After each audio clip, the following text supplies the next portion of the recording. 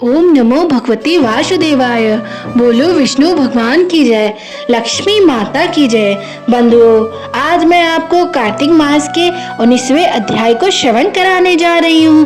बंधुओं, प्रत्येक मनुष्य को कार्तिक स्नान अवश्य करना चाहिए और कार्तिक स्नान करने के साथ ही कार्तिक महात्म्य के अध्यायों का रोजाना श्रवण करना चाहिए। ऐसा करने से भगवान विष्णु की कृपा सदा ही अपने भक्तों पर बनी रहती है।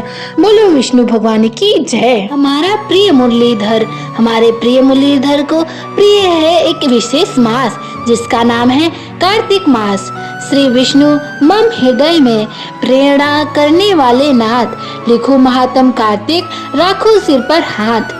राजा पृथु ने पूछा, हे नारद जी, अब आप यह कहिए कि भगवान विष्णु ने वहां जाकर क्या किया, तब तथा जलंधर की पत्नी का पतिव्रता किस प्रकार भ्रष्ट किया।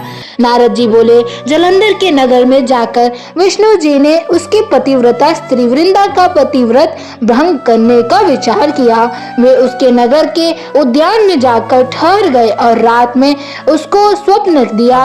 वह भगवान विष्णु की माया और विचित्र कार्य पद्धति थी और उसकी माया द्वारा जब वृंदा ने रात में वह स्वप्न देखा कि उसका पति नग्न होकर शरीर पर तेल लगाए महिष चढ़ा है, वह काले रंग के फूलों की माला पहने हुए हैं तथा उनके चारों हिंसक जीव हैं। वह सिर मुड़ाए हुए अंधकार में दक्षिण दिशा की ओर जा रहा है। उसने नगर को अपने साथ समुद्र में डूबा हुआ इत्यादि बहुत से स्वप्न देखे। तत्काल ही वह स्वप्न का विचार करने लगी। इतने में से उसने सूर्य देव को उदय होते हुए देखा तो सूर्य में उसे एक छिद्र दिखाई दिया तथा वह कांतिहीन था। इसे उसने अनिष्ट जाना और वह भयभीत हो रोती हुई सज्जे, अटारी तथा भूमि कहीं भी शांति को प्राप्त न हुई। फिर अपनी दो सखियों के साथ उपवन में गई, वहां भी उसे शांति नहीं मिली। फिर वह जंगल में निकल गई। वहां उसने सिंह के समान दो भयंकर राक्षसों को देखा जिससे वह भयभीत हो भागने लगी। उसी क्षण उसके समक्ष अपने शिष्यों सहित शांत मौनी तपस्वी वहां आ गया। भयभीत वृंदा उसके गले में अपना हाथ डाल उससे रक्षा की याचना करने लगी। मुनि ने अपनी एक ही हुंकार से उन राक्षसों को भगा दिया। वृंदा को आश्चर्य हुआ तथा वह भय से मुक्त हो मुनि नाथ को हाथ जोड़कर प्रणाम करने लगी। फिर उसने मुनि से अपने पति के संबंध में उसकी कुशल क्षेम का प्रश्न किया। उसी समय दो वानर मुनि के समक्ष आकर हाथ जोड़ खड़े हो गए और ज्यों ही मुनि ने भ्रुकुटी संकेत किया त्यों ही वे उड़कर आकाश मार्ग से चले गए। फिर जलंधर का सिर और धड़ लिए मुनि के आगे आ गए। तब अपने पति को मृत हुआ जान वृंदा मूर्छित हो पृथ्वी पर गिर पड़ी और अनेक प्रकार से दारुण विलाप करने लगी। उसके पश्चात उस मुनि से कहा, हे कृपानिधे, आप मेरे इस पति को जीवित कर दीजिए। पतिव्रता दैत्य पत्नी ऐसा कहकर दुखी श्वास को छोड़कर मुनीश्वर के चरणों में गिर पड़ी। तब मुनीश्वर ने कहा, यह शिव जी द्वारा मारा गया है, जीवित नहीं हो सकता, क्योंकि जिसे भगवान शिव मार देते हैं वह कभी जीवित नहीं हो सकता, परंतु शरणागत की रक्षा करना सनातन धर्म है। इसी कारण कृपा कर मैं इसे जिलाए देता हूँ। नारद जी ने आगे कहा, वह मुनि साक्षात विष्णु ही थे जिन्होंने यह सब माया फैला रखी थी। वह वृंदा के पति को जीवित करके अंतर ध्यान हो गए। जलंधर ने उठकर वृंदा को आलिंगित किया और मुख चूमा। वृंदा भी पति को जीवित हुआ देख अत्यंत हर्षित हुई और अब तक हुई बातों को स्वप्न ही समझा। तत्पश्चात वृंदा सकाम हो बहुत दिनों तक अपने पति के साथ विहार करती रही। एक बार सूरत एवं संभोग काल में अंत में उन्हीं विष्णु को देखकर उन्हें ताड़ित करती हुई बोली, हे पराई स्त्री से गमन करने वाले विष्णु, तुम्हारे शील को धिक्कार है। मैंने जान लिया है कि मायावी तपस्वी तुम ही थे। इस प्रकार कहकर कुपित पतिव्रता वृंदा ने अपने तेज को प्रकट करते हुए भगवान विष्णु को श्राप दे दिया कि तुमने माया से 2 राक्षस मुझे दिखाए थे, वही दोनों राक्षस किसी समय तुम्हारी स्त्री ला हरण करेंगे। सर्पेश्वर जो तुम्हारा शिष्य बना है, यह भी तुम्हारा साथी रहेगा। जब तुम अपनी स्त्री के विरह में दुखी होकर विचरोगे, उस समय वानर ही तुम्हारी सहायता करेंगे। ऐसा कहकर पतिव्रता वृंदा अग्नि में प्रवेश कर गई। ब्रह्मा आदि देवता आकाश से उसका प्रवेश देखते रहे। वृंदा के शरीर का तेज पार्वती जी के समान शरीर में चला गया और पतिव्रता के प्रभाव से वृंदा ने मुक्ति प्राप्त की। बोलो विष्णु भगवान की जय। बंधु, आइए हम राजा नृग के चरित्र का श्रवण करते हैं। कितना भी दान पुण्य कर लो, लेकिन नाम जप के बिना सब व्यर्थ है। क्यों महादानी राजा नृग को गिरगिट बनना पड़ा, आइए हम जानते हैं। द्वारिका में शाम का समय था। भगवान श्री कृष्ण के पुत्र खेल रहे थे। खेल खेल में उन्हें प्यास लगी और वे पानी की खोज में एक कुएं के पास पहुँचे। वहाँ उन्होंने देखा कि एक गिरगिट कुएं में पड़ा हुआ है। उन्होंने उसे निकालने की कोशिश की। उन्होंने सूत और चमड़े की रस्सी का उपयोग किया, लेकिन वह गिरगिट बाहर नहीं आ सका। जब वे असफल हो गए तो यह बात उन्होंने भगवान द्वारिकाधीश तक पहुंचा दी। भगवान श्री कृष्ण स्वयं वहां पहुंचे। उन्होंने बिना किसी कठिनाई के बाएं हाथ से ही उस गिरगिट को खींचकर बाहर निकाल दिया। जैसे ही गिरगिट भगवान के स्पर्श में आया, एक आश्चर्यजनक घटना घटी। गिरगिट से एक तेजस्वी महापुरुष प्रकट हो गए। भगवान जो कि त्रिकालदर्शी है और सब कुछ जानते हैं, ने फिर भी उनसे पूछा, हे देव पुरुष, आप कौन हो और आपको यह स्थिति कैसे प्राप्त हुई? आप गिरगिट क्यों बने? कृपया अपना परिचय दीजिए। राजा नृग ने बताया। उस महापुरुष ने उत्तर दिया, प्रभु, मैं राजा नृग हूँ। मैं एक चक्रवर्ती सम्राट था और प्रसिद्ध दानी था। आपने मेरे नाम के बारे में अवश्य ही सुना होगा।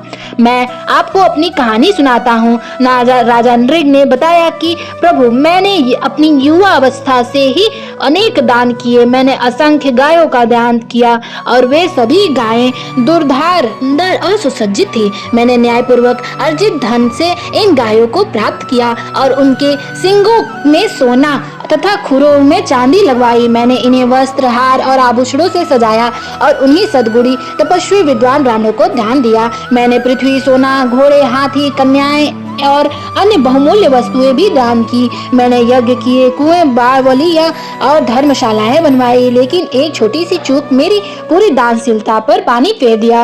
राजा नृग ने कहा, एक दिन एक गाय भूलवश मेरी गौशाला में आ गई। वह गाय उस तपस्वी ब्राह्मण की थी जो दान नहीं लेता था, लेकिन मेरी गौशाला के कर्मचारियों ने उसे मेरी गाय समझ लिया और उसे किसी और को दान में दे दिया। जब वह गाय दान में दी गई तो जिस ब्राह्मण को वह गाय मिली, वह आनंदित होकर उसे ले जा रहा था। उसी समय उस तपस्वी ब्राह्मण ने अपनी गाय को पहचान लिया और दावा किया कि वह गाय उसकी है। दोनों ब्राह्मण मेरे पास आए और न्याय की अपेक्षा की। मैंने दोनों को प्रसन्न करने की कोशिश की। मैंने कहा, मैं आपको 1 लाख गाय और दे सकता हूँ, लेकिन दोनों में से कोई भी राजी नहीं हुआ। दान में दी गई गाय को पाने वाला ब्राह्मण उसे छोड़ने को तैयार नहीं था और तपस्वी ब्राह्मण अपनी गाय को किसी भी शर्त पर छोड़ने के लिए तैयार नहीं था। अंततः मैं धर्म संकट में पड़ गया। मैंने दोनों से क्षमा मांगी और उनसे यह विवाद समाप्त करने की विनती की, लेकिन कोई हल नहीं निकला। जब मेरी मृत्यु हुई तो इस छोटी सी चूक के कारण मुझे यमलोक ले जाया गया। वहाँ धर्मराज ने मुझसे पूछा कि क्या मैं पहले अपने पाप का फल भोगना चाहता हूँ या पुण्य का। मैंने पाप का फल पहले भोगने का निर्णय लिया और इसके परिणाम स्वरूप मुझे गिरगिट के रूप में जन्म लेना पड़ा। द्वारिका के इस कुएं में मैं लंबे समय से पड़ा हुआ हूँ और कष्ट से भोग रहा था, लेकिन आज आपके दर्शन से मुझे इस गिरगिट के शरीर से मुक्ति मिली। प्रभु, मैं आपका सेवक हूँ और आपकी कृपा से ही यह संभव हुआ। राजा नृग ने भगवान श्री कृष्ण की स्तुति और परिक्रमा की और उन्हें साष्टांग दंडवत प्रणाम किया। भगवान ने राजा नृग को आशीर्वाद दिया और वे दिव्य विमान पर बैठकर देवलोक को प्रस्थान कर गए। इस कहानी से हमें यह सीख मिलती है कि यदि कोई इस विश्वास के साथ सुमेरु पर्वत के समान स्वर्ण का दान करे, रत्न, अन्न दान और भूमि दान करे कि इससे पुण्य मिलेगा और पापों से मुक्ति होगी, या फिर अनेक तुला दान करे, प्रयाग जैसी तीर्थों में स्नान करे और काशी में ग्रहण के अवसर पर चित्त शुद्धि के लिए अनेकों दान करे, शय्यादान दान और कन्यादान और कुरुक्षेत्र में शुभ पर्व पर गोदान करे, तो इस सभी पुण्य कर्मों के बावजूद वह अपने समस्त पापों से मुक्त नहीं हो सकता। केवल एक बार श्री कृष्ण के नाम का स्मरण करने से ही त्रिलोक के समस्त पाप को एक क्षण में नष्ट हो सकता है, संसार के आवागमन से मुक्ति मिल सकती है और भगवान के शरण में स्थान मिल सकता है। बोलो विष्णु भगवान की जय। बंधुओं, अब आइए हम तुलसी माता की आरती का श्रवण करते हैं। बोलो तुलसी मैया की जय। तुलसी महारानी नमो नमो, हर की पटरानी नमो नमो, तुलसी महारानी नमो नमो, हर की पटरानी नमो नमो। धन्य तुलसी पूर्ण तप कीनो, शालिग्राम बनी पटरानी नमो नमो, तुलसी महारानी नमो नमो। जाके पत्र मंजरी कोमल, श्रीपति कमल चरण लपटानी नमो नमो, तुलसी महारानी नमो नमो। कौन सी महीने में बोई रानी तुलसा, कौन सी महीने हुई हरियाली नमो नमो, तुलसी महारानी नमो नमो। कौन सी महीने में हुई तेरी पूजा, कौन से महीने हुई पटरानी नमो नमो, तुलसी महारानी नमो नमो। आषाढ़ मास में बोई रानी तुलसा, सावन मास हुई हरियाली नमो नमो, तुलसी महारानी नमो नमो। कार्तिक मास में हुई तेरी पूजा, मंगसिर मास हुई पटरानी नमो नमो, तुलसी महारानी नमो नमो। धूप दीप नैवेद्य आरती, पुष्पन की वर्षा बरसानी नमो नमो, तुलसी महारानी नमो नमो। 56 भोग 3600 व्यंजन, बिन तुलसी हरि एक न मानी नमो नमो, तुलसी महारानी नमो नमो। जो कोई तुलसी को सवेरे गाए, श्री कृष्ण जी के दर्शन पाए नमो नमो, तुलसी महारानी नमो नमो। जो कोई तुलसी को दोपहर में गाए, खीर खांड का भोग लगाए नमो नमो, तुलसी महारानी नमो नमो। जो कोई तुलसी को सांझ को गाए, श्री कृष्ण जी की आरती उतारे नमो नमो, तुलसी महारानी नमो नमो। जो कोई तुलसी को रात को गाए, श्री कृष्ण जी के चरण दबाए नमो नमो, तुलसी महारानी नमो नमो। जो सखी मैया तेरा गुण गाए, भक्ति दान दीजिए महारानी नमो नमो, तुलसी महारानी नमो नमो, हर की पटरानी नमो नमो, तुलसी महारानी नमो नमो। बोलिए तुलसी मैया की जय। बंधुओं, कार्तिक मास के प्रत्येक कथा अध्यायों का श्रवण करने के लिए और भक्तों की चरित्र की चर्चा करने के लिए हमारे YouTube चैनल को सब्सक्राइब करें और लाइक करना ना भूलें। भगवान विष्णु की कृपा सदा ही अपने भक्तों पर बनी रहे। बोलो विष्णु भगवान की जय।